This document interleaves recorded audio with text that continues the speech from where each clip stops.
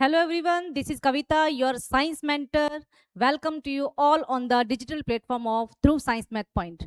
यहाँ पर हम लोग बात कर रहे थे लाइफ प्रोसेस के बारे में, जिसके अंदर न्यूट्रिशन, ट्रांसपोर्टेशन, रेस्पिरेशन, ये तीनों टॉपिक आप लोगों के कवर हो गए हैं, कंप्लीट हो गए हैं। अब बचा है आपका एक्सक्रीशन। बहुत सारी मेटाबॉलिक एक्टिविटीज हमारी बॉडी के अंदर होती हैं, जिसकी हमने पिछली क्लास के अंदर बात करी थी। बहुत सारी मेटाबॉलिक एक्टिविटीज होती हैं। मेटाबॉलिक एक्टिविटीज के अंदर भी हम लोगों ने क्या लिया था? एनाबॉलिक। आप लोगों को याद होगा, रिएक्शंस ली थी आपने एनाबॉलिक, और दूसरी ली थी कैटाबॉलिक रिएक्शंस। इन दोनों को मिलाकर के ही हम लोग क्या बोलते हैं? मेटाबॉलिक रिएक्शंस बोलते हैं, जिसमें कॉम्प्लेक्स पार्ट टूटते हैं और सिंपल बनते हैं, और सिंपल पार्ट कंबाइंड होकर के कॉम्प्लेक्स पार्ट्स की फॉर्मेशन करते हैं। इन एक्टिविटीज में बहुत सारे वेस्ट मटेरियल, या बोलना चाहिए कि टॉक्सिक सब्सटेंसेस की फॉर्मेशन होती है, जिसको बॉडी से एक्सपेल करना पड़ता है, बाहर निकालना पड़ता है, और इसी प्रोसेस को क्या बोलते हैं? एक्सक्रीशन बोलते हैं। अब देखना यह है कि ये कौन कौन से टॉक्सिक वेस्ट मटेरियल हमारी बॉडी के अंदर बनते हैं। जैसा कि पहली लाइन में है, मेटाबॉलिक रिएक्शन होती है, ये क्लियर है, बार बार कहने की जरूरत नहीं है। और इसमें कौन कौन से वेस्ट मटेरियल बनेंगे? एक बनता है ammonia. Ammonia, what is the formula of ammonia? Ammonia aquatic animals के अंदर होता है, ठीक है। अमोनिया का फॉर्मूला NH3, ये आप लोगों को आना चाहिए। This is ammonia. अगर आप लोग ये बोलते हैं NH4 plus, this is not ammonia, this is ammonium ion. 9th class में आप लोगों ने पढ़ा होगा, this is ammonium ion, this is not ammonia. Ammonia का क्या रहेगा? NH3। Ammonia, carbon dioxide, urea and uric acid. Urea and uric acid की फॉर्मेशन होती है जब प्रोटीन का डाइजेशन होगा, प्रोटीन का डिकम्पोजिशन होगा, तब बनेगा urea and uric acid. Nitrogenous waste material इनको बोला जाता है। वाटर, एक्स्ट्रा वाटर, वाटर मतलब एक्स्ट्रा वाटर। सॉल्ट का मतलब भी क्या रहेगा? एक्स्ट्रा सॉल्ट की बात की जा रही है। और एक चीज है यहाँ पर पिगमेंट। पिगमेंट कौन सा आ गया हमारी बॉडी के अंदर जो वेस्ट मटेरियल का काम करेगा? हम लोगों ने तो हमारी बॉडी के अंदर सिर्फ एक ही पिगमेंट के बारे में पढ़ा है। कौन सा पिगमेंट है? रेस्पिरेटरी पिगमेंट, हीमोग्लोबिन की बात करी थी। लेकिन यहाँ पर जो पिगमेंट आता है वो पिगमेंट कौन सा रहेगा? ये बाइल पिगमेंट आएगा। बाइल पिगमेंट, कुछ याद आया? बाइल पिगमेंट, बाइल वर्ड कहाँ आया था? बाइल जूस की फॉर्मेशन होती है किसके अंदर? लिवर के अंदर टेम्परेरी स्टोर हो जाता है, हो जाएगा किसके अंदर? गॉल ब्लैडर के अंदर। वहीं पर हम लोगों ने एक बात ये भी की थी कि जब आरबीसी का डिकम्पोजिशन होगा, डेड आरबीसी का जब डिकम्पोजिशन होगा, तब फॉर्मेशन होती है किसकी? बिलीरुबिन की। बिलीरुबिन की फॉर्मेशन होगी। ये बिलीरुबिन ही क्या करेगा? ये बाइल पिगमेंट का काम करता है, बाइल जूस को कलर देने का काम भी यही करेगा बिलीरुबिन भी, ठीक है। अब जरा थिंक अबाउट दिस थिंग कि how liver take those dead RBC. क्या वो आइडेंटिफाई करेगा, या किस तरह से, मतलब क्या कोई अलग वेसल है जो लिवर के पास आपका ये डेड आरबीसी को लेकर के जाएगी? ऐसा नहीं है। डेड आरबीसी भी ब्लड वेसल के अंदर फ्लो करेंगी। लिवर के पास जब ब्लड जाएगा तो वहां से वो डेड आरबीसी को स्क्वीज कर लेगा, बाहर निकाल लेगा। फिर उसका डिकम्पोजिशन होगा, जिससे किसकी फॉर्मेशन होगी? बाइल पिगमेंट की फॉर्मेशन होगी। क्लियर हुआ ये? चलिए आगे देखिए। ये वेस्ट मटेरियल अगर आपकी बॉडी में इकट्ठे हो जाएंगे तो क्या होगा? क्या क्या होगा अगर वेस्ट मटेरियल इकट्ठे हो गए? इसीलिए इनको क्या करना पड़ेगा? बाहर निकालना पड़ेगा। इस चीज पे आएंगे हम लोग अभी आएंगे इस चीज पे कि अगर ये वेस्ट मटेरियल आपकी बॉडी में इकट्ठे हो गए तो क्या होगा। लेकिन उससे पहले what is the term, what is meaning of this excretion? Excretion का क्या मतलब होगा? एक्सक्रीशन, EX, एग्जिट करना है। किसको एग्जिट करना है? नाइट्रोजीनियस वेस्ट मटेरियल जो आपकी बॉडी के अंदर बनेंगे, उनको आपको क्या करना है? एक्सपेल करना है, बाहर निकालना है, रिमूव करना है। उसी को क्या बोलेंगे? एक्सक्रीशन बोलते हैं। अब दूसरी चीज ये कि क्या जरूरत है एक्सक्रीशन करने की? क्यों करें एक्सक्रीशन? क्या काम नहीं चलेगा इसके बिना? बिल्कुल काम नहीं चलेगा इसके बिना। अगर ये बहुत टॉक्सिक वेस्ट मटेरियल हैं, अगर ये हमारी बॉडी के अंदर इकट्ठे हो गए तो हमारी बॉडी का जो ऑस्मेटिक बैलेंस है, ऑस्मेटिक बैलेंस का मतलब ब्लड, लिम्फ, इनके बीच में और ऑर्गन्स के बीच में जो बैलेंस है सॉल्ट का एंड वाटर का, वो डिस्टर्ब हो जाएगा। स्टेबल कंडीशन के लिए एक टर्म आती है यहाँ पर, होम्योस्टेसिस। ये वाली जो कंडीशन है, ठीक है, ये इसका क्या मतलब है? Stable internal environment of our body, stable internal environment of our body, ये पूरा डिस्टर्ब हो जाएगा। Internal environment of our body, of body, अंदर का जितना भी सिस्टम है वो सारा आप क्या कर देंगे, गड़बड़ हो जाएगा। और एक बार अगर वो चीज गड़बड़ हो गई तो क्या होगा, इट लीड्स टू डेथ। इकट्ठे होते गए पूरा बॉडी का बैलेंस अंदर गड़बड़ हो गया, कितना पानी चाहिए, कितने सॉल्ट चाहिए, कितनी कोई चीज, हर एक चीज की क्या है क्वांटिटी फिक्स होती है कि इतना ही आपकी बॉडी को चाहिए रिक्वायरमेंट, तो ये गड़बड़ हो जाएगा और आगे फिर काम सारा खत्म हो जाएगा। यही जरूरत है एक्सक्रीशन क्यों किया जाता है, ठीक है। अब इसमें देखिए आगे आपको मिल जाएगा, उसमें नोट्स बनाने में हेल्प मिल जाएगी। नीड ऑफ एक्सक्रीशन अभी बता ही दिया मैंने सारा आपको। होम्योस्टेसिस यही टर्म बोली थी, क्या है ये, stable internal environment of body. और अगर ये प्रॉपर तरीके से नहीं होगा तो ये वेस्ट मटेरियल क्या होंगे, आपकी बॉडी में इकट्ठे हो जाएंगे। इकट्ठे होने के बाद क्या होगा, इकट्ठे होने के बाद क्या करेगा, ऑस्मेटिक बैलेंस पूरा डिस्टर्ब हो गया ना बॉडी का। किस किस के बीच में था ये, ब्लड, लिम्फ एंड टिश्यूज के बीच में था। इसके साथ ही साथ जो एसिड बेस का बैलेंस होगा बॉडी के अंदर वो भी गड़बड़ हो जाएगा। एसिड बेस का जो बैलेंस होगा, आप जानते हैं कि बाइल जूस का नेचर क्या होता है, बेसिक होगा। स्टमक के अंदर क्या होती है आपके, एक्चुअल एसिड प्रेजेंट होता है, ठीक है। मतलब this is just an example लेकर के बताया है कि किस तरह से गड़बड़ हो सकता है, जिससे फिजियोलॉजिकल प्रोसेस जो होता है अफेक्ट कर जाएगा। नॉर्मल जो बॉडी आपकी वर्किंग कर रही है वो सारा अफेक्ट हो जाएगा और क्या काम पूरा आपका गड़बड़ हो जाएगा। इसीलिए ज़रूरत पड़ती है एक्सक्रीशन की। और एक्सक्रीशन का मतलब ये है नाइट्रोजीनियस वेस्ट मटेरियल जो मेटाबॉलिक एक्टिविटीज के अंदर बनते हैं, that is urea and uric acid, उसको बॉडी से बाहर निकालना, वो एक्सक्रीशन के अंदर आएगा। अनडाइजेस्टेड फूड को बाहर निकालना, that is not included in excretion, that process is egestion. ये चीज आप लोग अच्छे से याद रखें कि डाइजेशन प्रोसेस के अंदर जो लार्ज इंटेस्टाइन के अंदर जो मटेरियल रेक्टम के अंदर इकट्ठा हुआ था उसको बाहर निकालना, क्या वो एक्सक्रीशन के अंदर आएगा, वो एक्सक्रीशन के अंदर नहीं आएगा। क्लियर हुआ ये, आगे देखते हैं। एक्सक्रीशन इन प्लांट्स, प्लांट्स में एक्सक्रीशन किस तरह से होगा, प्लांट्स में मल्टीसेलुलर है और आप सब ये जानते हैं कि प्लांट्स में कोई एक्सक्रीटरी सिस्टम नहीं है, उसका प्रॉपर एक्सक्रीटरी सिस्टम प्लांट्स के अंदर नहीं होता। प्लांट्स क्या करते हैं, most of the waste material को अपने अंदर ही स्टोर करके रखते हैं, सबसे पहली बात ये देखते हैं कि प्लांट्स के अंदर वेस्ट मटेरियल होंगे कौन कौन से। वेस्ट मटेरियल में प्लांट्स के अंदर आएगी एक ऑक्सीजन आएगी। ऑक्सीजन वेस्ट मटेरियल का काम कब करेगी, जब ये किसके अंदर है, जब इसकी फॉर्मेशन किसकी कब हो रही है, फोटोसिंथेसिस में। फोटोसिंथेसिस में जब ऑक्सीजन एज बाय प्रोडक्ट निकल रही है तब क्या होगी, एक वेस्ट मटेरियल का काम करेगी। कार्बन डाइऑक्साइड वेस्ट मटेरियल का काम कब करेगी, जब ये रेस्पिरेशन के टाइम पे बन रही है तब ये किसका काम करेगी, वेस्ट मटेरियल का काम करेगी।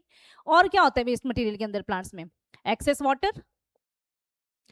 वाटर, ये भी क्या करेगा, वेस्ट मटेरियल का काम करेगा, जिसको किसकी हेल्प से बाहर निकाला जाएगा, ट्रांसपिरेशन से बाहर निकालते हैं। एक चीज पूछना चाहूंगी मैं आपसे, जैसे मैंने आपसे यहाँ पर ये कहा कि ये ऑक्सीजन जो है ये फोटोसिंथेसिस के टाइम पर बनी थी ना, किया था फोटोसिंथेसिस प्रोसेस, सबको याद होगा।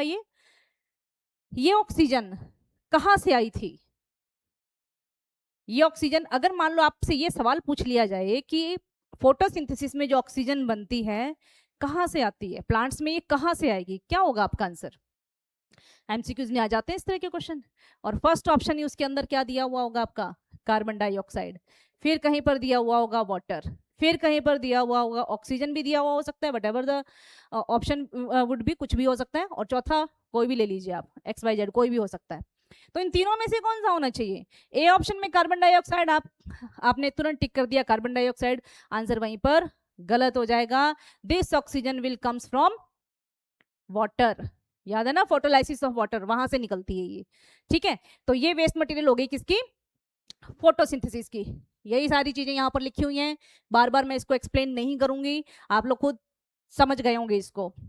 अब ये देखना है कि ये प्लांट्स अपना एक्सक्रीशन वेस्ट मटेरियल को एक्सक्रीट किस तरह से करते हैं।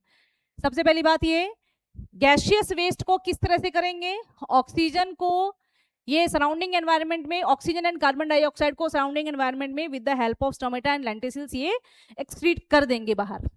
ऑक्सीजन कब एक्सक्रीट की जाएगी, दिन में, कार्बन डाइऑक्साइड कब एक्सक्रीट की जाएगी, रात के टाइम में। एक्सेस वाटर अभी बात कर ही ली है, with the help of transpiration procedure ये अपने वेस्ट मटेरियल को बाहर निकाल वेस्ट वाटर को बाहर निकाल दें, एक्स्ट्रा वाटर को बाहर निकालेंगे। स्टोरेज ऑफ वेस्ट, कुछ वेस्ट मटेरियल ऐसे होंगे जैसे गम्स होती हैं, गम्स सुनिए, गम्स होती हैं, एक होती है रेजिन्स, ठीक है, इनको स्टोर कर लेते हैं। गम कौन होती है? गम गोंद होती है ना, जो विंटर के टाइम पे जो लड्डू बनाते हैं उसके अंदर डाल के खाते हैं, दैट इज गम, वो प्लांट का वेस्ट मटेरियल है। रेजिन्स, इनका यूज वार्निश के अंदर, पेंट के अंदर किया जाता है, ठीक है। ओल्ड जाइलम टिश्यू के अंदर इनको स्टोर करके रखा जाएगा, ओल्ड जाइलम टिश्यू के अंदर इसको स्टोर करके रखते हैं, it would store in old xylem tissue in plants. ये तो थी गम एंड रेजिन की बात। कुछ वेस्ट मटेरियल ऐसे होते हैं जो प्लांट्स अपने वैक्यूल के अंदर स्टोर करके रखते हैं, कुछ वेस्ट मटेरियल प्लांट अपनी बार्क के अंदर स्टोर कर लेते हैं, कुछ वेस्ट मटेरियल जो है वो क्या करेंगे, बार्क हो गई, वैक्यूल बता दिया, लीव के अंदर भी स्टोर कर लेते हैं जिनको बाद में शेड ऑफ कर दिया जाता है। कुछ वेस्ट मटेरियल को प्लांट क्या करेंगे, सॉइल के अंदर ऐसे एक्सक्रीट, सराउंडिंग सॉइल के अंदर ऐसे एक्सक्रीट कर देते हैं। अब देख लेते हैं यहाँ पर स्लाइड में और क्या क्या चीजें दे रखी हैं। प्लांट्स में ज्यादातर टिश्यूज के पास डेड सेल्स होती हैं। क्यों होती है डेड सेल? प्लांट्स में ज्यादातर सेल डेड क्यों होती हैं? उसके पीछे ये कारण रहता है कि एक तो प्लांट स्टेशनरी होते हैं, इनकी एनर्जी रिक्वायरमेंट्स कम होती हैं, दूसरी यहाँ पर ये क्या आ गया, वेस्ट को स्टोर करके रखने में हेल्प करेंगी, इनको मैकेनिकल स्ट्रेंथ की ज्यादा जरूरत होती है। डेड सेल का डेड सेल क्यों है उसका आंसर दिया है मैंने, ठीक है। अब ये डेड सेल के अंदर क्या करेंगी, स्टोर हो जाएंगी, जैसे आपको अभी बताया ओल्ड जाइलम टिश्यू के अंदर। कहाँ स्टोर हो सकते हैं, वैक्यूल के अंदर भी और लीव्स के अंदर, बाद में जिसको निकाल दिया जाता है। आपने देखा होगा ऑटम सीजन के अंदर या वैसे भी घर में प्लांट सबके लगे रहते हैं, उनमें पत्तियां जो है कुछ टाइम के बाद पीली हो जाती हैं, येलो कलर की हो जाती हैं। क्यों? वेस्ट मटेरियल उसमें उन्होंने स्टोर करके रखा, जब वो पूरी भर जाएगी, पूरी आपकी लीफ येलो हो जाएगी, तो वो शेड ऑफ हो जाएगी, ठीक है। अब देखिए नेक्स्ट क्या है हमारे पास, रिमूवल बाय शेडिंग पार्ट। अभी भी बोला मैंने, शेडिंग पार्ट को, शेडिंग निकाल दिया, पार्ट्स को निकाल दिया। किस किस को निकाल देते हैं, लीव्स को भी निकालते हैं, बार्क को भी निकालते हैं। बार्क भी निकलती है, जैसे जैसे आपके पेड़ एज बढ़ती जाएगी उनकी, तो बार्क भी उनकी शेड ऑफ होती है, ठीक है। और स्टोरेज करेंगे, अभी बात करी थी मैंने थोड़ी देर पहले गम्स एंड रेजिन की, इसको स्टोर कहां पर किया था, ओल्ड जाइलम टिश्यू के अंदर। एमसीक्यूज में आते हैं ऐसे वाले क्वेश्चन, ये एज इट इज, ये वाली लाइन एज इट इज मैंने एनसीईआरटी बुक से उठाई है। लास्ट में जाएंगे, बिल्कुल लास्ट में जब ये चैप्टर खत्म हो रहा है एक्सक्रीशन इन प्लांट्स, उसके अंदर ये चीज दी गई है, ठीक है। यहाँ पर ये वाली लाइन और एक लाइन और जो है हमारे पास यहाँ ये वाली, एक्सक्रीशन इनटू सॉइल। प्लांट्स जो है सीधा डायरेक्टली सराउंडिंग सॉइल के अंदर भी क्या करते हैं, अपने वेस्ट मटेरियल को एक्सक्रीट करते हैं। ये दोनों लाइनें एनसीईआरटी बुक से ऐसी कैसी उठाई हैं और यहाँ से सवाल आ जाते हैं। इन लोगों को, आप लोगों को इन चीजों को आप लोगों को अच्छे से करना है, कुछ भी छोड़ना नहीं है इसके अंदर। अब बात करते हैं किसमें, प्लांट्स का कर लिया हमने, एनिमल्स में एक्सक्रीशन किस तरह से हो गया। ये क्या चीज दी हुई है भाई, ये अमोनिया दे दिया यहाँ पर, this is ammonia, urea, uric acid. क्या है ये सारे के सारे वेस्ट मटेरियल हैं। टॉपिक क्या है हमारा, एक्सक्रीशन इन एनिमल्स। एनिमल्स का मतलब हमें यहाँ पर सिर्फ ह्यूमन बींग्स का नहीं देखना है, और भी एनिमल्स का आपको थोड़ा सा देखना है, ज्यादा नहीं पढ़ना, बिल्कुल थोड़ा सा, लिटिल बिट पता होना चाहिए सारी चीजें आपको। नाइट्रोजीनियस वेस्ट कब बनते हैं, प्रोटीन से बनेंगे नाइट्रोजीनियस वेस्ट, क्लियर है। वो कौन कौन होंगे नाइट्रोजीनियस वेस्ट, वो होगा अमोनिया, वो होगा आपका यूरिया, और एक होगा यूरिक एसिड, ठीक है। Ammonia, urea, uric acid nitrogenous waste product है। अमोनिया टॉक्सिसिटी हाई होती है, बहुत जहरीली गैस होती है अमोनिया, जहरीली है, और वाटर के अंदर सॉल्युबिलिटी इसकी जो है वो सबसे ज्यादा होती है, बहुत जल्दी ये पानी में के अंदर क्या हो जाएगी, आपकी घुल जाएगी। ऐसे एनिमल्स जो अमोनिया को एज वेस्ट मटेरियल निकालेंगे, उनको बोलेंगे हम लोग यहाँ पर अमोनोटेलिक। अमोनोटेलिक, अमोनो वर्ड बना है किससे, अमोनिया से। अमोनोटेलिक बोलते हैं जो एनिमल्स अमोनिया को एज वेस्ट मटेरियल एक्सक्रीट करते हैं। एग्जाम्पल क्या हो जाएंगे, जैसे कि मैंने आपको बोला कि अमोनिया टॉक्सिक गैस है, जहरीली गैस होती है, लेकिन पानी में बहुत जल्दी घुल जाती है, तो कहाँ होना चाहिए? एग्जाम्पल में क्या आएंगे इनके? एक्वेटिक एनिमल्स आएंगे, फिश आएंगी इसमें, aquatic animals, bony fish, tadpole, ये इसके एग्जाम्पल के अंदर आएंगे। ठीक है, नेक्स्ट है urea. Urea urea toxicity medium है, सॉल्युबिलिटी भी कैसी है इसकी? मीडियम है। ऐसे ऑर्गेनिज्म या ऐसे एनिमल जो यूरिया को एज वेस्ट मटेरियल निकालते हैं उनको क्या बोलेंगे? यूरियोटेलिक बोलेंगे, उनको बोलेंगे यूरियोटेलिक। यूरियो से वर्ड यूरियो बना है किससे? यूरिया से। इसके एग्जाम्पल में कौन आएंगे? हम लोग आएंगे। मैमल्स किसके अंदर आते हैं इसमें? यूरियोटेलिक के अंदर आएंगे। आप मैमल्स हो गए, एम्फीबियंस हो गए, कार्टिलिजिनियस फिशेज हो गई, ये सारी किसके एग्जाम्पल के अंदर आएंगी? यूरियोटेलिक में आएंगी। एक चीज जो बहुत इंपॉर्टेंट यहाँ पर ये ध्यान रखिएगा आप लोग, यूरिया की फॉर्मेशन किसके अंदर होगी? लिवर के अंदर होगी। ठीक है, किडनी में नहीं होगी। यूरिक एसिड हमारी बॉडी के अंदर, यूरिक एसिड ट्रेसेस की फॉर्म में होता है, थोड़ा बहुत होता है। इसकी फॉर्मेशन भी किसके अंदर होगी? लिवर के अंदर होगी। किडनी मत कर देना गलती से भी कि यूरिया की फॉर्मेशन कहाँ हो रही है। जनरली क्या होगा, आपका ब्लड कहाँ फिल्टर होगा? जाकर के किडनी के अंदर फिल्टर होगा। तो हमें क्या लगता है कि यूरिया की फॉर्मेशन भी किसके अंदर हो गई है? किडनी के अंदर हुई है। यूरिया की फॉर्मेशन किडनी के अंदर नहीं होकर के किसके अंदर होती है? लिवर के अंदर होगी। क्लियर हो गया ये? अब आ जाएंगे यूरिक एसिड पे। यूरिक एसिड की टॉक्सिसिटी लो होती है, सॉल्युबिलिटी भी लो है, और ऐसे ऑर्गेनिज्म जो यूरिक एसिड को एज वेस्ट मटेरियल बाहर निकालेंगे उनको क्या बोलेंगे? यूरिकोटेलिक बोलेंगे। बाकी सारी चीजें आपको यहाँ पर दे रखी हैं, अमोनोटेलिक, यूरियोटेलिक, यूरिकोटेलिज्म लिख रखा है, टेलिज्म भी लिख सकते हैं, और क्योंकि सारी चीजें एक जैसी हो जाए तो ये टेलिक, यूरिकोटेलिक कर लेना आप लोग इसको। ठीक है, इसके एग्जाम्पल के अंदर क्या आएंगी? बर्ड्स हैं, रेप्टाइल्स हैं और इंसेक्ट्स हैं। यहां देखिए थोड़ा सा, बर्ड की अगर बात करेंगे, बर्ड में कबूतर देखे हैं, यहाँ जयपुर में तो बहुत कबूतर हैं, आपके घर में कबूतर आते हैं, आपने उनका वेस्ट मटेरियल देखा है? कबूतर का जो वेस्ट मटेरियल है, जब वो सूख जाएगा, कभी ध्यान दीजिएगा, यहाँ पर व्हाइट कलर की, इस तरह से व्हाइट कलर का सब्सटेंस आ जाता है सूखने के बाद, बाकी ग्रीन रहता है, ये व्हाइट हो जाएगा। What is this white part? यही व्हाइट पार्ट क्या रहेगा? यूरिक एसिड है, यही यूरिक एसिड होता है। रेप्टाइल्स की बात कर रहे हैं आप, लिजर्ड, छिपकली देखी होगी, छिपकली का वेस्ट मटेरियल देखा है कभी? जिनके घरों में होंगी कभी देखना, कभी अगर देखने का मौका मिले तो, वहां जैसे ये निकलेगा वेस्ट मटेरियल। ठीक है, यहाँ पर सूखने के बाद, क्योंकि गिले में भी नहीं पता लगेगा, ये यहाँ पर ये इस तरह से डॉट की स्ट्रक्चर में रहेगा, व्हाइट कलर का, ये क्या रहेगा? This is uric acid. समझ में आ गया ये चीज? क्यों ये व्हाइट कलर का? क्यों, मतलब ये सॉलिड कैसे हो गया? क्यों? इसकी ये सॉल्युबिलिटी कम है पानी के अंदर। क्लियर हुई ये चीजें? अमोनिया को जो निकालेंगे, अमोनोडेलिक, टॉक्सिक होती है गैस। एग्जाम्पल में क्या आ गया? Aquatic animals. यूरिया को जो निकालेंगे, लिवर में यूरिया की फॉर्मेशन होगी ह्यूमन बींग्स की, यूरियोटेलिक हो जाएंगे। मैमल्स इसके एग्जाम्पल के अंदर आ जाएंगे, मैमल्स आ जाएंगे, और क्या आ जाएगा? मैमल्स एंड एम्फीबियंस आ जाएंगे। यूरिक एसिड की फॉर्म में जहां पर होगा उसको, उनको यूरिकोटेलिक बोलेंगे, और एग्जाम्पल के अंदर कौन आ जाएंगे? आपके रेप्टाइल्स एंड बर्ड्स आ जाते हैं।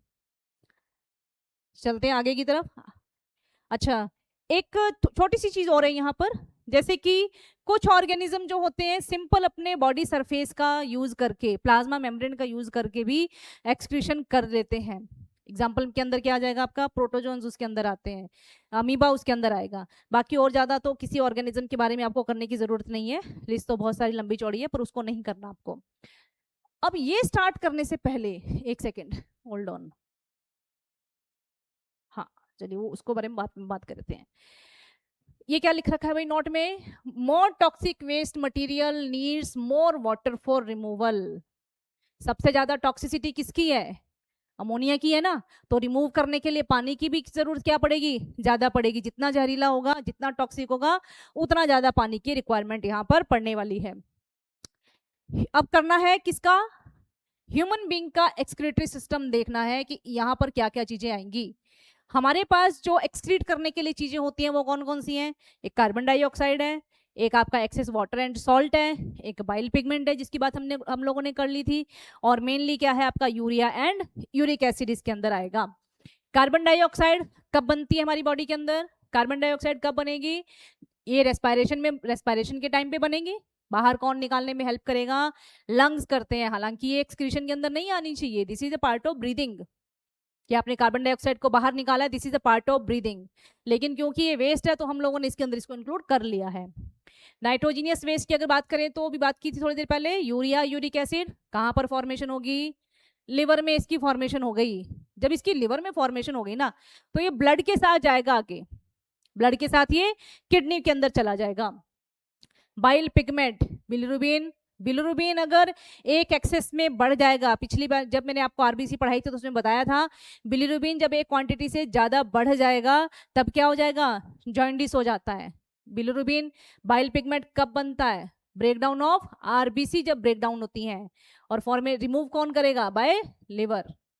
लिवर उसको स्क्वीज कर लेगा, कैप्चर कर लेगा। Excess water, salt and vitamin, ज़्यादा देखिए ज़्यादा कोई भी चीज़ नुकसान ही करती है। हमें कहा जाता है कि 2 से 2.5 लीटर 3 लीटर पानी पीना चाहिए। अब कोई बंदा 7-8 लीटर पानी पी रहा है तो किडनी पे तो एक्स्ट्रा वर्कलोड बढ़ ही जाएगा ना। तो हर एक चीज़ की एक लिमिट होती है, एक्सेस में होगा तो वो आपके लिए हार्मफुल रहेगा, जिसको कौन बाहर निकालेगा? Removed by kidney and skin. Kidney and skin यहाँ लिखा होना चाहिए था, उधर चला गया ये, किडनीज एंड स्किन। इसको कौन बाहर निकाल, ये किसको बाहर निकालेंगे? Extra water, salt and vitamin को बाहर निकालेंगे। अगर अब आपने ये सारी चीजें देख ली कि हमारे अंदर कौन कौन से वेस्ट मटेरियल होते हैं, आपसे ये पूछ लिया जाए, अगर आप लोगों से ये पूछ लिया जाए कि किडनी के अलावा what are the accessory excretory organ in human being except kidney, kidney के अलावा और कौन कौन से एक्सक्रीटरी ऑर्गन्स हमारी बॉडी के अंदर होंगे, तो क्या आंसर होगा आपका? यहाँ से आप हेल्प ले सकते हैं। लंग्स हो गए, लिवर हो गया, और क्या आ जाएगी? स्किन आ जाएगी। मुझे नहीं लगता कि आगे और एक्सप्लेन करने की जरूरत पड़ेगी, स्किन वाले को थोड़ा सा एक्सप्लेन करेंगे हम लोग अभी बात करेंगे उसके बारे में, जरा देख लेंगे आप। एसेसरी सेकेंडरी एक्सक्रीटरी ऑर्गन कौन से हो जाएंगे? लंग्स की बात ज्यादा एक्सप्लेन करने की जरूरत नहीं है। लिवर बाइल पिगमेंट को रिमूव करेगा, स्किन किसको करेगी? Water, salt and urea. एक चीज थोड़ा ध्यान दीजिएगा यहाँ पर, जो आपकी वो होंगी ना डक्ट ग्लैंड्स होंगी, डक्ट ग्लैंड्स के पास, डक्ट नहीं sorry, sweat glands, sweat glands, sweat glands के पास, स्वेट डक्ट बोलना था मुझे और उसमें गड़बड़ हो गया थोड़ा। स्वेट ग्लैंड्स जो होंगी उसके पास क्या क्या चीजें आएंगी? उसके पास वाटर आएगा, उसके पास सॉल्ट आएगा, उसके पास यूरिया आएगा, उसके पास ऑक्सीजन आएगा, और उसके पास डाइजेस्टेड फूड डिजॉल्व्ड फॉर्म में ये भी आएगा। ये सारी चीजें किसके पास आई हैं? स्वेट ग्लैंड के पास आई हैं। अब इनमें से ये चीजें तो थी वो एक्सेस थी, है ना, इसको बाहर निकालना ही है आपको। यूरिया एंड यूरिक एसिड, ये जो है ना, यूरिया जो लिख रखा है ये ट्रेसेस की फॉर्म में, ट्रेसेस छोटा मोटा यूरिया आता है। अब ये ऑक्सीजन अगर डाइजेस्टेड फूड भी अगर हम स्वेट के साथ बाहर निकाल रहे हैं तो this is not right thing, I think so, कि डाइजेस्टेड फूड को अगर आपने बाहर ही निकालना है तो खाने की जरूरत ही क्या थी? ऑक्सीजन को कैसे बाहर निकाल सकती हैं? स्वेट ग्लैंड से ऑक्सीजन को कैसे बाहर निकाल सकती हैं? तो यहाँ पर आपको पता होना चाहिए ये जो स्वेट ग्लैंड्स है आपकी, they also need some energy and oxygen for their survival. तो ये ऑक्सीजन एंड डाइजेस्टेड फूड ये कौन यूज कर लेगा? स्वेट ग्लैंड अपने सर्वाइवल के लिए यूज करती हैं, और बाकी ये जो है वेस्ट मटेरियल वो बाहर निकाल देंगे। किस फॉर्म में? स्वेट की फॉर्म में। स्वेट डक्ट जो है वो स्किन के पोर्स होंगे उसे बाहर निकाल देगी। अब बात कर लेते हैं ह्यूमन एक्सक्रीटरी सिस्टम की। ह्यूमन एक्सक्रीटरी सिस्टम के अंदर क्या क्या चीजें आएंगी? 1 पेयर ऑफ किडनी, 2 किडनी होंगी। कहाँ प्रेजेंट होती है किडनी? किडनी कहाँ प्रेजेंट होती है? कोई ये मत बोलना कि किडनी पीछे प्रेजेंट होती है, पीछे में बहुत कुछ आ जाता है, पीछे नहीं होंगी किडनी। इसकी लोकेशन अभी एग्जैक्ट दिखाती हूँ अभी आपको कि किडनी कहाँ होती है। 1 पेयर ऑफ किडनी है, 1 पेयर ऑफ किडनी है तो 1 पेयर ही क्या होंगे? यूरेटर होंगे। दोनों यूरेटर मिलके किसकी फॉर्मेशन करेंगे? यूरिनरी ब्लैडर की फॉर्मेशन करेंगे, और urinary bladder will open into urethra. यहाँ एक छोटा सा डायग्राम है हमारे पास, देख लीजिए जरा इसको। यहाँ देखिए ये एक ह्यूमन बीइंग है। सबसे पहले बात किसकी की थी? एलिमेंट्री कैनाल, और ये सारा यहाँ पर आ जाएगा, ये लार्ज इंटेस्टाइन, स्मॉल इंटेस्टाइन और रेक्टम, मैंने सारा कुछ इसके अंदर आपको दिखाया है। ये आ गया स्टमक, और इधर वो पेनक्रियाज भी है, ठीक है। ये सारा का सारा सिस्टम, इसके बारे में बात हो चुकी है। ये देख लीजिए आपको कार्टिलेज के रिंग आपको साफ दिखाई दे रहे हैं। ये हो गए लंग्स, ये हो गया हार्ट, ये हो गया लिवर, दिस इज लिवर। एक मिनट, शायद ये कलर यहाँ दिखाई नहीं देगा। लिवर, लिवर की बात कहाँ की थी? डाइजेस्टिव सिस्टम में लिवर की बात की थी। अब ये आ गई किडनी। दो किडनी प्रेजेंट हैं, कहाँ प्रेजेंट होती हैं? Below abdomen cavity, below abdomen cavity, इधर both the side of backbone, backbone की दोनों साइड के अंदर दो किडनी आपकी प्रेजेंट होंगी। अब जब किडनी का डायग्राम आप बनाएंगे तो आप उसमें ये ध्यान रखिएगा कि जो राइट किडनी है, राइट किडनी स्लाइटली डाउन होती है इस तरह से, लिटिल बिट। आप एनसीईआरटी बुक में जब आप डायग्राम देखेंगे या किसी बुक में डायग्राम देखते हैं तो राइट किडनी थोड़ी सी नीचे होगी और लेफ्ट किडनी थोड़ी सी ऊपर होती है। What is the reason behind this? Presence of liver. क्योंकि राइट साइड में क्या प्रेजेंट है, इस साइड में क्या प्रेजेंट है? लिवर प्रेजेंट है। दैट्स वाई राइट किडनी थोड़ी सी क्या रहेगी? नीचे रहेगी। ठीक है, ये रही आपकी किडनीज। ये जो डायग्राम है यहाँ कलरफुल है, बुक में भी कलरफुल है। जब बोर्ड एग्जाम में कई बार ये डायग्राम आ जाता है और आपको लेबल करने के लिए बोल दिया जाएगा तो उस टाइम पर बाकी सारा लेबल आप कर लेंगे, लेकिन ये जो दिखाई गई है ना, ये वाली पाइप्स, इनके बारे में हमें अक्सर कंफ्यूजन हो जाएगा कि ये क्या है। इनमें एक डोर्सल अरोटा है और एक वीना कावा है। तो अंडरस्टूड है? जो ये ब्लू वाली है ये कौन होगी? वीना कावा होगी। और जो रेड वाली है वो कौन होगा? डोर्सल अरोटा होगा। क्लियर हो गया? किडनी हो गई दो। शेप दिखाई दे रही है किडनी की, कैसी शेप है? कलर देख लेते हैं पहले। डार्क रेड, डार्क रेड या चॉकलेट ब्राउन कलर होगा इसका। शेप बीन शेप की, राजमा शेप की किडनी होगी। वजन दे रखा है 125 टू 170 ग्राम और ये 10 centimetre long, 5 centimetre broad and 3 centimetre thick होती है। दो किडनी होगी। किडनी का छोटा सा एक और डायग्राम आप देखिए, इसमें किडनी आपकी है, राजमा देखा सभी ने, बीन शेप की किडनी होगी। ठीक है, ये किडनी हो गई। अब इसमें दो साइडें हैं, एक ये वाली साइड है, ये बाहर वाली साइड है, और ये वाली साइड कौन सी हो गई? ये अंदर वाली साइड है। ठीक है, मिरर पड़े थे, मिरर आपने एक ये मिरर पड़ा था और एक ये मिरर पड़ा था, यही पड़ा था। और ये वाला मिरर को क्या नाम दिया? इस मिरर को क्या नाम देते हैं? क्या नाम दिया जाता है इस मिरर को? This is convex mirror. तो ये वाला सरफेस कौन सा हो जाएगा? कॉन्वेक्स सरफेस हो जाएगा। और ये वाला सरफेस कौन सा हो जाएगा? इसका स्ट्रक्चर देख लीजिए आप, इसी से मिलता जुलता है। ये वाला कौन सा हो जाएगा? कॉनकेव। क्या समझ में आ रही है चीज? ये कॉन्वेक्स एंड कॉनकेव हो गया। इसके बाद आपकी एक किडनी के ऊपर ना एक प्रोटेक्टिव लेयर होती है, किडनी के ऊपर एक प्रोटेक्टिव लेयर होगी जिसको बोलते हैं renal capsule. Renal capsule, kidney के ऊपर की प्रोटेक्टिव लेयर को बोलेंगे renal capsule. Inner surface concave, outer surface convex. यहाँ पर किडनी में हम लोग इस तरह से दो पार्ट बना लेते हैं। ये हो गया middle portion, this is middle portion and this is outer portion. Outer वाला जो पोर्शन रहेगा इसको बोला जाएगा कॉर्टेक्स, इसको बोलेंगे कॉर्टेक्स। और जो इनर पोर्शन है उसको बोला जाएगा मेडुला, उसका नाम रहेगा मेडुला। कॉर्टेक्स एंड मेडुला पढ़ने की क्या जरूरत आ गई? ये इसलिए जरूरत पड़ती है क्योंकि आगे जब हम नेफ्रॉन का स्ट्रक्चर करेंगे ना, तो some part of nephron lies in cortex and some is in medulla. तो वहां पर अगर हम डायरेक्ट कॉर्टेक्स एंड मेडुला की बात करेंगे तो समझ में नहीं आएगा, इसलिए थोड़ा सा यहाँ पर इसको देख लीजिएगा। अब इसमें यहाँ पर कॉनकेव रीजन से क्या रहेगा? यूरेटर निकल रहे हैं, यहाँ देखिए ये निकल रहे हैं ना यूरेटर, ये यूरेटर निकला। जहां से यूरेटर निकलता है बाहर, जहां से ये यूरेटर बाहर निकलेगा उस स्ट्रक्चर को बोलते हैं हाइलम। ठीक है, तो ये मेन नेम है किसके? किडनी के, जो आपको पता होने चाहिए इस स्टेज पर। आगे देखते हैं, पोजीशन क्या है किडनी की? वर्टिब्रल कॉलम की दोनों साइड के अंदर किडनी प्रेजेंट होगी। एक्सटर्नल स्ट्रक्चर के अंदर क्या करेंगे? रीनल कैप्सूल से कवर्ड है। Renal capsule, what is renal capsule? Protective layer है। आउटर सरफेस कॉन्वेक्स है, इनर सरफेस कॉनकेव है। जो डिप्रेशन था, डिप्रेशन का मतलब जहां से यूरेटर बाहर आ रहा है, जहां से यूरेटर बाहर आ रहा है उसको क्या बोला है?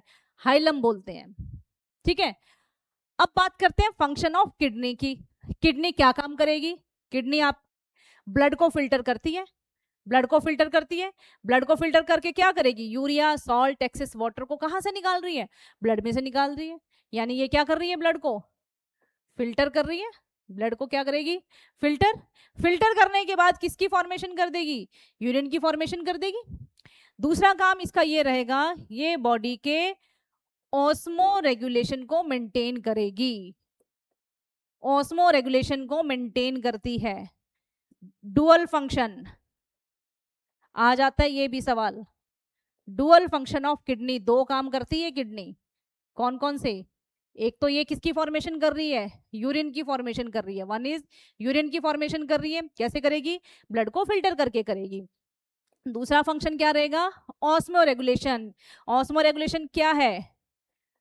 To check the balance of, to check the balance of ions and water. Ion and water को, कितना आयन और कितने वाटर होने चाहिए ब्लड के अंदर, उसको चेक करने का काम भी किसका रहेगा? किडनी का रहेगा, जिसको हम लोग क्या बोलते हैं? ऑस्मो रेगुलेशन कहेंगे। ठीक है। यूरेटर, किडनियां दो थी, दो किडनी से दो यूरेटर निकले हैं। यूरेटर क्या काम करेंगे? किडनी के अंदर यूरिन की फॉर्मेशन होगी, यूरेटर उनको क्या करेंगे? वहां से यूरिन को लेकर के आएंगे। देख लेते हैं पीछे डायग्राम में। किडनी में बन गया कौन? यूरिन। यूरेटर इसको लेकर के आएगा, कहाँ लेकर के आएंगे? यूरिनरी ब्लैडर के अंदर। What is urinary bladder? Muscular structure होती है, ये छोटा सा पाउच होगा, मस्कुलर स्ट्रक्चर रहती है, जिसके अंदर यूरिन को स्टोर किया जाएगा, जिसके अंदर यूरिन को स्टोर किया जाएगा और यूरेथ्रा के थ्रू जो है बॉडी से इसको बाहर निकाल दिया जाएगा। कंट्रोल्ड होता है। कौन कंट्रोल करेगा इसको? ब्रेन इसको कंट्रोल करता है। अगली क्लास में हम लोग देखेंगे कि किडनी के अंदर कौन सी ऐसी चीज है जहां पर ब्लड का फिल्ट्रेशन होगा, नेफ्रॉन का स्ट्रक्चर पढ़ना है और नेफ्रॉन किस तरह से काम करते हैं, और मेन चीज ये जो यूरिन की फॉर्मेशन हो रही है इसको कंट्रोल कौन करेगा, इसका रेगुलेशन कौन करेगा। सर्दियों में यूरिन ज्यादा आता है और गर्मियों में यूरिन कम बनता है, इसके पीछे का रीजन क्या है, क्या लॉजिक है इसके पीछे का, उस सब की बात करेंगे हम लोग कल की क्लास में। तब तक जुड़े रहिए, सीखते रहिए और ध्रुव साइंस मैथ पॉइंट को सब्सक्राइब करते रहिए। Thank you lot.